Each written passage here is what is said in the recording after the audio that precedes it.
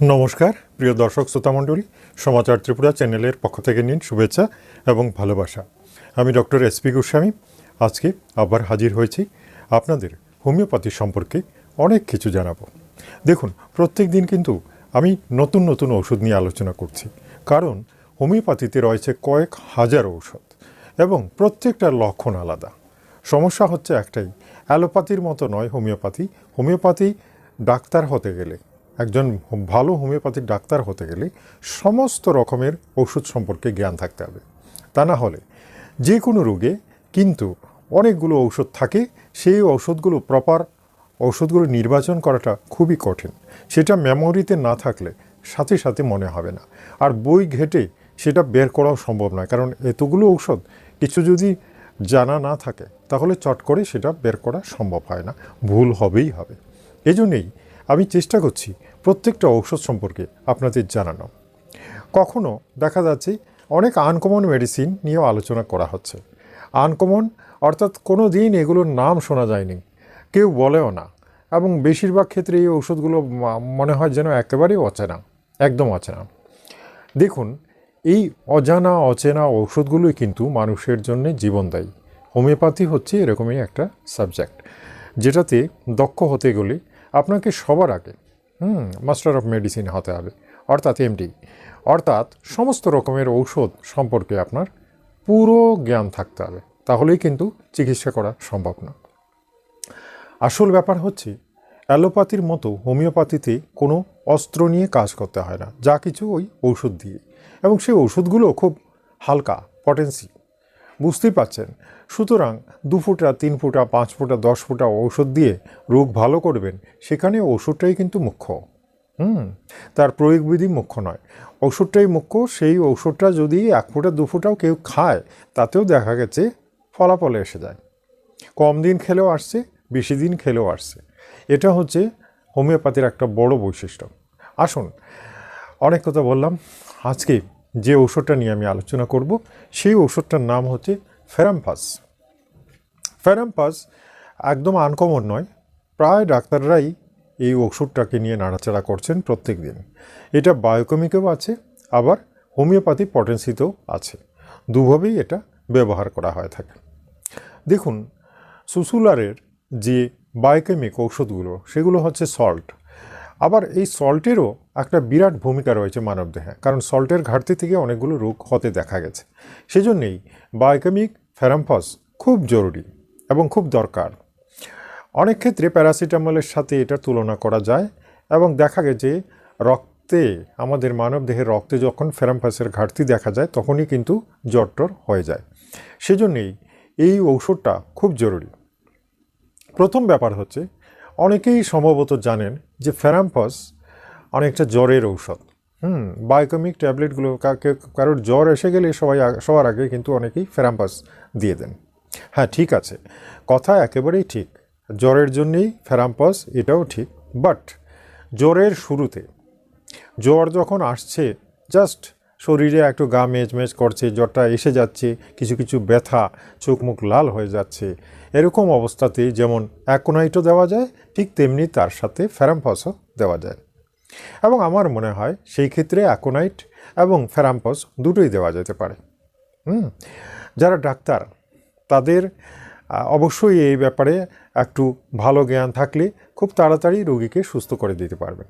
তাই আজকে FERRUM PHOS নিয়ে আমি একটু আলোচনা করব, কখন এটা প্রয়োগ করা যায় এবং কখন যায় না, এবং কখন দিলে সবচেয়ে ভালো রেজাল্ট আসে। আসুন, আমি শুরু করছি। প্রথম ব্যাপার হচ্ছে, সব ধরনের ব্যথা এবং জ্বরেরই এটা ঔষধ। জ্বরের শুরুতে, জ্বর এসে গেলে নয়।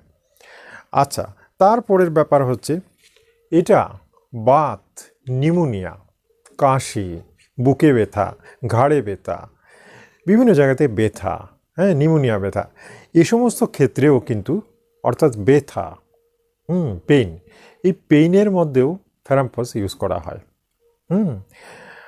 এই জন্যেই FERRUM PHOSটা একটা প্রয়োজনীয় ঔষধ। এটাকে ঠিক পেইন কিলার বলা যায় না, পেইন কিলার বরং অন্য ঔষধগুলোকে বলা যায়, বাট এটা পেইন কিলার নয়। এটা এই FERRUM PHOSই কিন্তু মানব দেহে এই সল্টের ঘাটতিটা পূরণ করে ব্যথা বেদনা সহ্য করার একটা আলাদা শক্তি দিয়ে দিতে পারে, আর সেটার জন্যই FERRUM PHOSের ব্যবহার খুব বেশি। যারা জানেন তারা দিয়ে দেন। সেদিন একজন ডাক্তারবাবু বলছেন, আমার কাছে একটা জ্বরের রোগী এসেছিল এবং ঘাম দিয়েও জ্বর ছাড়ছে না, ম্যালেরিয়ার মতো, বাট ম্যালেরিয়া নয়, ঘাম দিয়েও জ্বর ছাড়ছে না এবং অস্থির হয়ে গেছে, অনেকগুলো ওষুধ খেয়েছে, কমেনি, বাট লাস্টে ফেরাম ফসই কমে গেল। ট্যাবলেট, বায়োকেমিক ট্যাবলেটই কমে গেছে। হোমিওপ্যাথি পটেন্সি দেওয়া হয়নি এখানে, বায়োকেমিক ট্যাবলেটই কমে গেছে, 6x এরকম। আসুন, ফেরাম ফস পটেন্সি নিয়ে আমি আলোচনা করছি, যেহেতু হোমিওপ্যাথি। পটেন্সি সাধারণত 1x 6 এগুলো ভালো কাজ করে, মানে ল পটেন্সি হতে হবে। ল পটেন্সিটাই খুব ভালো কাজ করে। কী কী লক্ষণে দেবেন? এই দেখুন, ব্যথার স্থানে অনেক ধরনের ব্যথা আছে, যে সেটা ফুড়ারি হোক বা যে কোনো কিছু হোক, সেই ব্যথায় ধরুন আঘাতই পেলেন, অনেক ক্ষেত্রে আঘাত লেগে যায়, তো মোটর বাইকে চলতে গিয়ে আঘাত, এখানে হাতটা ওখানে লেগে গেল, হ্যাঁ, এই সমস্ত ক্ষেত্রে আঘাত লেগে যাওয়ার সাথে সাথে দিতে হবে। লেগে গিয়ে যদি সেখানে রক্ত জমাট বেঁধে যায়, তাহলে কিন্তু ফেরাম ফস কাজ করবে না, কথাটা মনে রাখবেন।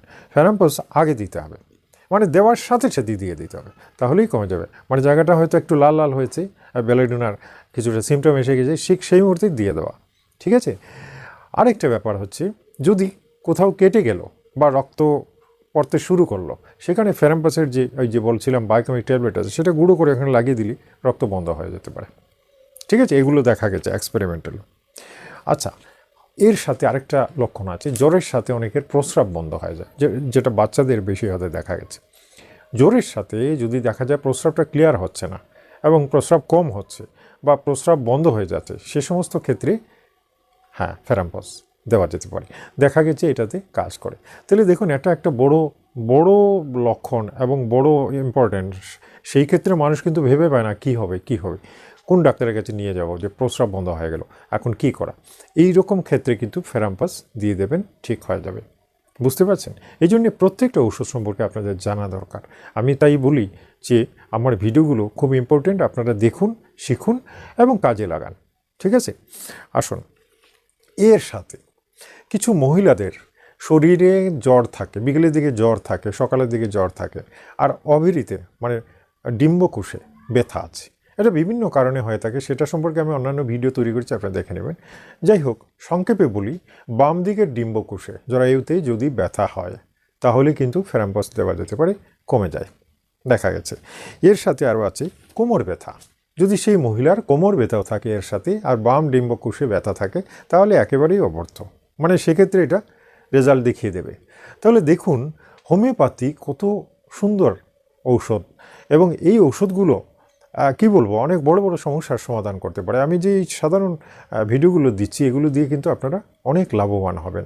ফলো করুন এবং আমার কথা মতো পরামর্শ মেনে চলুন, দেখবেন ঠিক হয়ে গেছে।